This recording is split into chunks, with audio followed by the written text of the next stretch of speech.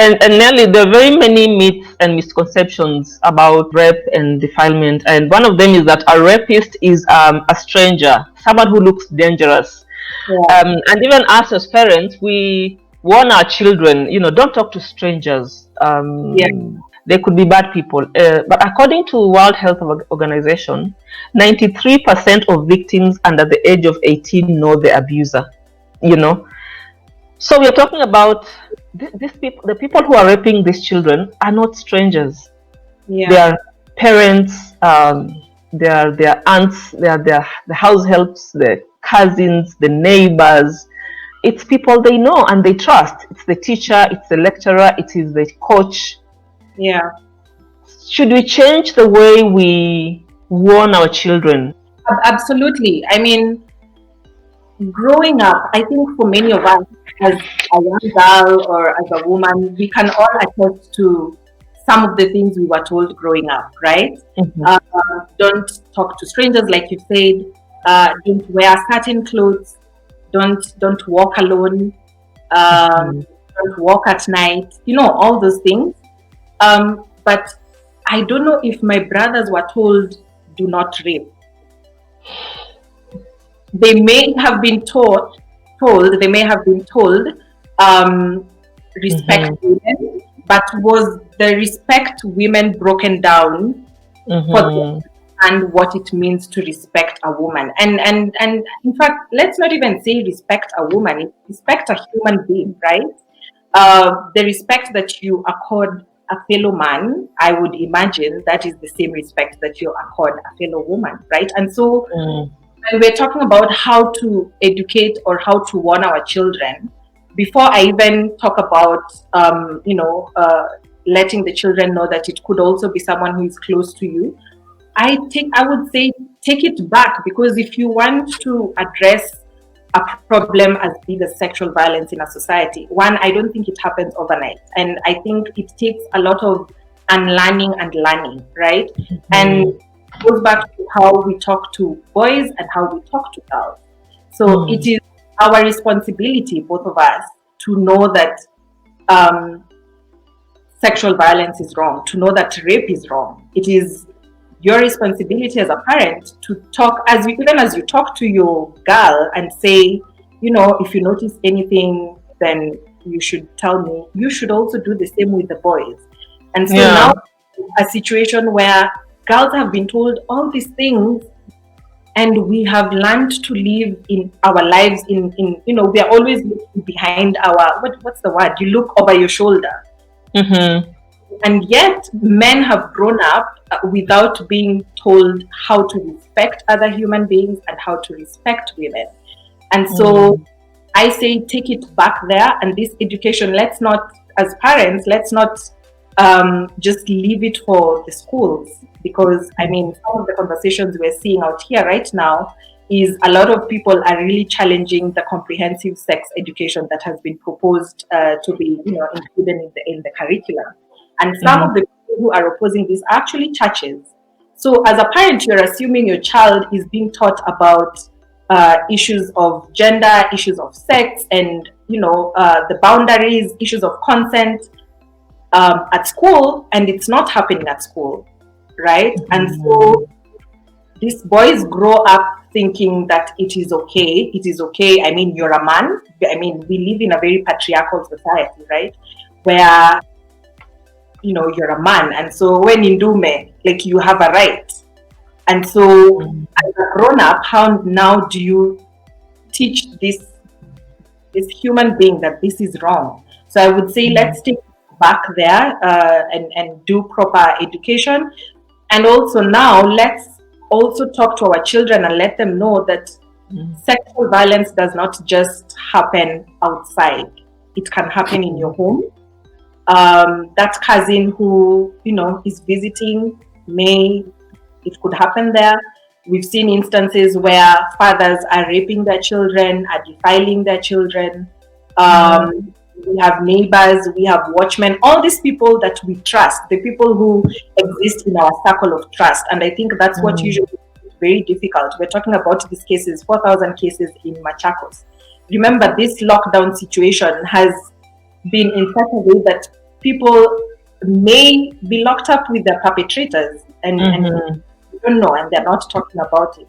So I think even as we have these conversations with our children, let it be a comprehensive conversation that says also, in as much as this, you also need to, for the boys, you need to respect women, and you need to act in this way. Let's also talk about instances where violence can happen. If it happens at home, who do you go to? That silence is what creates the stigma. At the beginning of this conversation, you said, the biggest challenge that we have is that no one is talking about it. So even you as a child, you don't grow up thinking that if that uncle who is visiting touches me inappropriately, that one, that is wrong, and two, that I have to report this to my mother or to my sister or to a complete stranger, So yeah, I mean, just simple answer to your question. I think it is time for us to address the way that we speak with our children, and just to be aware of what this world is. The world is a very cruel place, unfortunately. It is not this, but it's the reality. Yeah. Okay. Thank you for that. So the next question I would like to ask is, how can one get help when a minor is defiled, or if somebody is raped? What are the immediate steps to take when this happens? Yeah. Okay. So the first thing, I think, is to seek medical help, right? And so usually the survivors are encouraged to see a doctor within 72 hours. The reason they say 72 hours is because this is the period of time where medication that you're given to prevent pregnancy and to prevent the transmission of HIV would be most effective within the first 72 hours. That does not mean that you cannot go and report a week later or 2 years later, or going as soon as it happens is the ideal. Is I would say do that if you can, but I also say that with caution, because I know there are instances where this cannot happen. So for instance, if we're thinking the post-election period that we witnessed, right? It's a conflict situation. Women were raped in Kibera in their houses, and for close to weeks, for a long period of time, they were not even able to step outside of their houses. So it is, the environment may not even be safe for you at that particular time to go and report. In that instance, try and preserve the evidence that you have as much as you can. If it is clothes, remove your clothes that you were wearing and wrap them in what's the name of that material? Polythene is the worst, because polythene sweats, and so when the bag sweats, it destroys the sort of the DNA evidence that would be there would be lost if you use a polythene.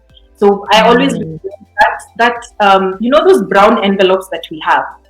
Yes. You put your clothes, if it is your panties or whatever it is that you are wearing, if the clothes are torn, because the way that sexual violence happens, evidence can be collected in different ways, right? There may be scratches on your skin rather. There may be hairs that DNA is left on your body at that point. But if you're not able to go to hospital, preserve the clothes that you are wearing, put them in that type of bag. You may not have that envelope at home, but I would say the thing that I would say don't do is don't put it in polythene, one, and don't wrap it in newspaper. The newspaper has a chemical, I don't know what they use, that also would destroy the DNA. So find the best way, if it's a box maybe, that you can preserve these clothes. And then when you have the opportunity to go to a doctor, then you do. But if it is a normal situation where the violence has happened, you go to hospital. What you would expect at the hospital, like I've said, is one, you'd be given emergency contraception to ensure, one, you do not get pregnant. And you'd also be given what is called PEP, post-exposure prophylaxis. So this is what prevents the transmission of HIV, and it's very important to get this at this point. What also happens at the hospital, the doctors or the healthcare provider is expected to fill in a form called PRC form. That's the post-rape care form. This is a government document, and it gives the way that it is. And I wish I had a sample that maybe you can put a link. What we can do once you upload, we can put a link to all the documents for people who want to go back and look at. The PRC form is a very detailed form, and so the healthcare provider is supposed to fill in that form based on the evidence that they have collected. And then after that, you can go to the police station. So at the police station, they give you the P3 form. I think everyone knows what a P3 form is. It is what is used for recording cases of assault. And at the police station, they are then supposed to, record your case and give you an OB number, take your statement. And the P3 form has another section. So these are some of the challenges that we see in reporting of these crimes. The P3 form also has a section that needs to be filled by the healthcare provider.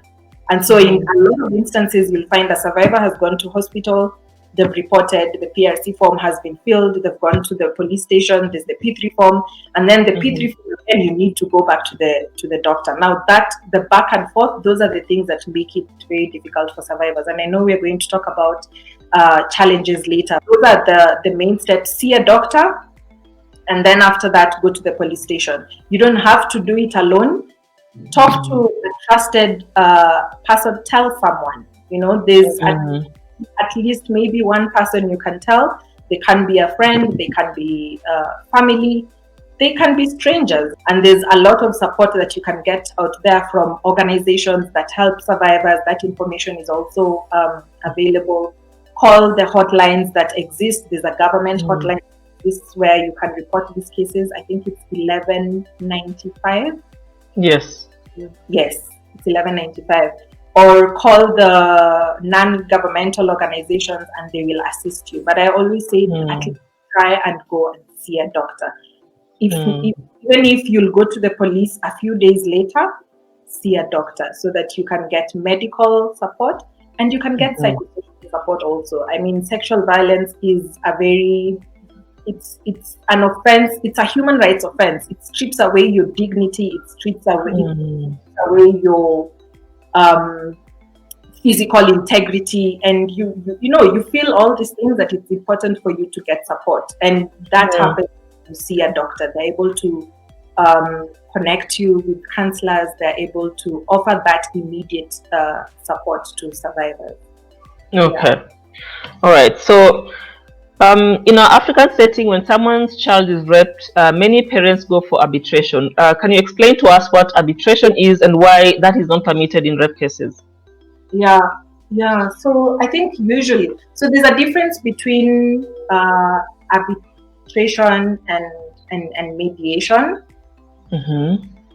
I don't really want to complicate it by defining what those two are. What I'll say is settlement out of court. To discourage is the people who choose to settle out of court and to decide, this matter is too embarrassing. I do not want to know that my child has been raped, and so because I know the perpetrator, who is Baba Nani, perhaps a neighbor who lives, just a few steps from your house, or perhaps is a cousin or a relative, right? Then they decide, look, we are going to settle out of court. And this is very common, especially in the rural areas where chiefs, in fact, I think chiefs have been called out even by the president for being the ones who facilitate these out of court settlements, where you see the perpetrator's family, ameleta ng'ombe, ama kusema pole. And at this point, the victim, no one has, it's like you're nowhere. Yeah. You are not even part of the discussion. You are not there. You're not part of the discussion. You're not even part of the discussion. And first of all, I think one, that is very wrong. It is illegal, first of all. People need to know that it's illegal to engage in that, to facilitate or to engage in that kind of negotiation, because you are aiding the violation of another person's human rights, and two, you are obstructing justice, right? So we decided that, oh, Atakama, we had reported before, let's go to the police station, we bribe the police, because this happens, right? The police officer will be bribed, and that case will suddenly disappear from the OB book. Or even if it was there, it will later on be recorded as a withdrawn case. And in fact, police officers and prosecutors who are, effective in the way that they do their job, then they do not allow cases. A case of sexual violence cannot be withdrawn. You can choose, unless you as the victim is saying, I do not want to pursue this case anymore, right? And even then, when this has been reported, even if you withdraw as the complainant can now be the government. So for instance, if I accuse you, it would be Nelly Warega versus Judy, right? If I withdraw, it could be the government suing you, because you did commit this offense. And so just for people to know that that is an offense, if you are found negotiating with perpetrators who have defiled children, who have raped, then you could be prosecuted. Not you could be, you are prosecution, yeah. Okay. I think it's very important for us to understand that, because that's happening a lot, especially in our villages. Where people are giving cows and land, or 100,000 here, 10,000 here, sometimes it's 1,000 here, and sometimes the children are even married off to the person who raped them. The 6-year-old has raped 15-year-old, and you are married off, and you're told this is the person who made you pregnant, go and live with them. So you're going to live with the person that actually raped you or assaulted you. Can you imagine just the anguish of that? It's very wrong. I mean, and it happens even globally. We have cultures where, you report your perpetrator, and then automatically that becomes your husband, your married off, and so that it is not seen as this shameful act that befell the family. And we must also acknowledge that one of the reasons why I think this also happens is just sometimes it's just poverty. I mean, you will have instances where the perpetrators know what to use. They know what they can use as ammunition, right? This family, you have raped this girl, and they're struggling financially. They struggle to make ends meet, and think of this family and the challenges they have even seen others experiencing prosecuting perpetrators, and the shame and the pain that this brings, and the many years in court, and the legal fees which you might not even have. And that's why sometimes families are very discouraged, and they choose to go that other route. So I'm not passing blame, because I understand that different circumstances push people to do different things, but that is that it is right. It's still wrong. Whether it is because you need food, it is still wrong. It is still an offense, and it should not be happened. Cases should be reported, and investigators and prosecutors are allowed to do their job. Okay. So Nelly, what are some of the challenges, maybe just say 2 challenges that survivors encounter in Kenya? So I think we've already talked about the shame and the stigma, and the victim blaming. I think this is a big problem in our society right now, where you come out and say you have been blamed, you have been raped. The first question is, why were you there? Why were you dressed like that? Why were you around boys alone? So already it's not safe for me as a survivor to come out. And this is the reason why many choose to keep quiet, right? The other day, I think we saw the case against the rugby players, which, I mean, this survivor, I think for a whole day, if not several days on Twitter, she was being bashed for being at this party with these boys. And this is just one of many, many instances, right, where survivors come out and the blame is automatically shifted on them. And rather than addressing the problem and, pursuing accountability. So one, I think that really is the biggest problem. The environment just, does not support survivors. I think I would say lack of police response. And maybe I'd sum that, maybe police, let's go further than police. So there's police, then there's the judicial system, right? Where you have victims who have reported and there was no follow-up. Or they reported to the police sent them back home and said, how could you report your brother? Or how can you report your family member? And sent them away without even the book. Or where they succeeded to report, the police have failed to conduct investigations and arrest them and take them to court. So once the police, they fail either to respond or they fail to collect the evidence that is required, it means even when the cases go to court, they're very weak. So there's not sufficient evidence to prove this case. As a survivor, you've faced the stigma, you've struggled with all this to get to court, and then the case is dismissed, and yet you right? Yeah. That means the next time it happens, you will not bother. You keep quiet. Or anyone who knows you and the experience will never bother because they have seen the system already does not favor them. So that's two. And what else? What are the challenge? I think the reporting system is also a bit problematic. Instead of having someone go to see the doctor, then go to the police, then go back to the doctor, I would say a more effective way would be to ensure reporting is only done once. So either ensure when someone goes to hospital, the referral system is merged into one, such that one report that is made, this information can be used by the health facility and this information can be taken to court. Let all this documentation be collected by one person, because it's also very traumatizing. You can imagine, you've gone to the doctor, you will explain what happened. You go to the police station, and in fact, some police stations don't even have gender desks. Gender desks are, I'm sure you've heard about gender desks, where such cases are supposed to be reported. And really, the idea was that the person behind the gender desk is educated on issues of sexual violence, and so they're able to handle it in the right way. A lot of police stations do not have gender desks, and so you'll find you walked into a police station, there are many people standing there, and you're supposed to narrate to the police officer to you.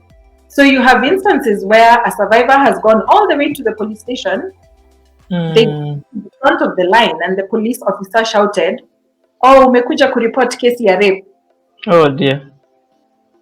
And then the survivor decides at that point, you know what, I'm not going to walk away. Or they then end up recording this as just assault, instead of rape, because the shame and the difficulty in it. There are a number of challenges which, we can talk about, but I think the main ones, I would say, those ones we've also talked about, the lack of information at the beginning of this conversation. Children need to be informed. They need to be educated so that they are able to pick out sexual violence, sexual abuse. And they need to be told who to go to, right? So even if the person is not around when this has happened, you can go to this doctor, you can call this hotline. Let's have those conversations at home, so that then deal with the other challenges and not the one that we have not told our children what they should do. Wow. And just to add on to what you said, when you go to report to the police station, I had this young man who, in another forum, saying the way they were raped, and they went to the police station, and the policemen laughed, like they burst out laughing, like, what is wrong? When ni mwanamume mgani unakuja kuripoti kwamba umerepiwa, like, what is wrong with you? And we hear these things over and over again. Why isn't this being addressed? Yeah, I mean, I feel it too, because you'll receive a phone call and then you will advise someone on what to do, and the following Mhm. day they will call you and tell you the police officer refused to record, or that they laughed, like you've said. And Mhm. you who's giving the advice, sometimes you're just like, surely, I know very well the system is going to let them down. And it's Yeah. important to say that the responsibility lies with the state, right? It is the responsibility of the state, one, to ensure that I am protected, right? And in the event that violence happens to me, surely it is the responsibility of police officers to investigate and Mhm. be prosecuted. And so the police officers who are handling these matters need to be educated. I know some of the recommendations that had been given, which I think may Mhm. be implemented to an extent, was just when police officers are going through their training at Kiganjo. Yeah. Uh, the recommendations that was made several years back was to ensure that they're also trained on how to handle issues of sexual violence. Why is it that police officers are trained on how to handle murder, but then cases of sexual violence, when it's presented to them, they don't know? Because it even to end up with a successful case in court, it takes a lot Mhm. of work and effort by the police, right? Visit the scene of the crime, collect any evidence that is there. If you laugh, it means already I know you will not bother to arrest the perpetrator. You will not bother to do Mhm. the crime. You will not bother to fill in the P3 form properly. And so I mean, what justice? You know, me as a Yeah. survivor, there will I even come back? So it's a shame, really, that some of the challenges we're experiencing are really from the people who we expect that would protect us. I mean, Mhm. I think a few years back there was a case of a woman who went to report um, a case of rape, I think in the evening, and the police officer who she reported the case to raped her again What? at the police station in one of the cells. That is crazy. What? It's a big And that's problem. what we are dealing with. That's the system that we have in place. That's the system that we have. So the system is already just it's built to fail us from the very beginning. Mhm. I mean, I think when we don't stop, we keep pushing and we keep saying this is what the international standards require of any investigation. Mhm. This is what the law says. This is what nationally is expected of you, Yeah. and you keep pushing for it. We've seen instances where survivors have come out into the limelight to say, I've been reporting this case, but I've constantly been sent back. And Mhm. the noise that has been made has actually resulted in cases going as far as, prosecution. People shouldn't Mhm. have to make noise for their cases to be heard. I think that we just need to keep talking about it. As you have said, educate ourselves, educate our societies, educate our children, Yeah. educate each other, talk about it so that the stigma can be removed, Yeah. and so that we are able to even act when this happens, and so it Mhm. doesn't become, to remove the shame that surrounds this whole subject. I think that we just need to talk about it, Yeah. because the more we keep silent, the more we give it power, the more it grows into this monster that it's becoming. Yeah. And so thank you so much, Nelly, for this conversation. It's been enlightening. We've gotten so many nuggets, so many insights into the definitions, what it means, and what the law says. I think that any conversation that we can have around this issue of sexual violence is a good thing, and I'm sure that we have benefited, the viewer has benefited, in terms of just understanding a little bit more of what sexual violence is and what they can do in case this happens. So I thank you so much for coming. I thank you so much for speaking to us. Thank you very much. It was my pleasure. I'm happy to be here, and I look forward to more interaction, maybe in the comment section. For people who Definitely. want to get a bit more information, perhaps we can share some of the links for the documents we've talked about. the hotlines that we've talked about, the organizations that one can go to. The information is out there. You just need to speak to someone. And sometimes I know we are also saying, let's talk about it. But I also understand how difficult it is for survivors to come out and speak. And so important, perhaps maybe we didn't dwell so much on it, the importance of getting counseling and psychosocial support is, it's important that survivors get this. I mean, there are instances where survivors start first with getting counseling, and then a few months down the line, they're now able to report and say, look, my perpetrator is actually in my home. My perpetrator is my father or is my uncle. So, you know someone and someone comes to you, don't just say, oh, this is sad and keep quiet. No. Yeah. Refer someone to someone who can give them support. That is what we can do for each other. So okay. So I'm just going to make sure that I put all the links in the description of where you can get help. Yes. If this was ever to happen. Yeah. To you or to somebody that you know. Okay, so thank you, Nelly. All right. Thanks. My wonderful viewer, thank you so much for watching, for staying with us and watching this very important conversation. Next week, we are going to even dig deeper into it. We are going to talk to somebody who has survived defilement when they were younger, and we are just going to learn more about the effects of sexual violence and what you can do to begin the journey of healing when you've gone through that. And so you don't want to miss that. Goodbye. Wash your hands. Put on your mask. And I will see you in the next video.